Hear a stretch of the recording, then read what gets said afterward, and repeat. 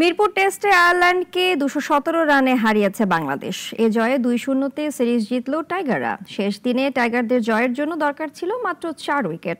তবে কার্টিস ক্যাম্পারের প্রতিরোধে সেটি তুলে নিতে টাইগারদের লেগেছে এক সেশনের বেশি সময়। ৬ উইকেটে ১৭৬ রান নিয়ে পঞ্চম দিনের খেলা শুরু করেছিল আয়ারল্যান্ড।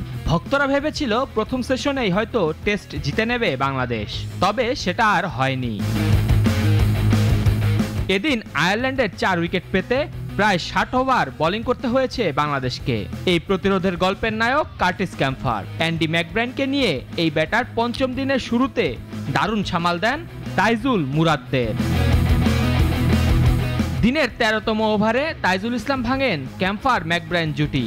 ম্যাকব্রাইনকে ফিরিয়ে প্রথম বাংলাদেশি হিসেবে ২৫০ টেস্ট উইকেট শিকার করার অনন্য মাইলফলকে পৌঁছান এই স্পিনার।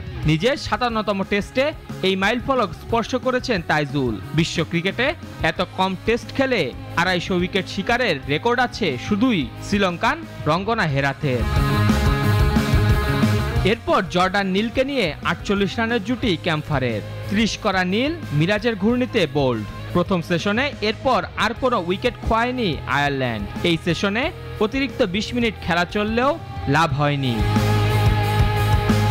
মধ্যাহ্ন বিরতির পর অবশেষে আইরিশদের প্রতিরোধ ভাঙেন হাসান মুরাদ। পরপর ২ বলে ফিরিয়ে দেন গ্যাভিন হোয়ে আর ম্যাথু হামফ্রিকে। তাতে ২৯১ রানে গুটিয়ে যায় আয়ারল্যান্ড। বাংলাদেশের জয় ২১৭ রানে, ক্যাম্পার অপরাজিত ৭১ রানে। এই জয়ে ২-০-তে সিরিজ জিতল বাংলাদেশ।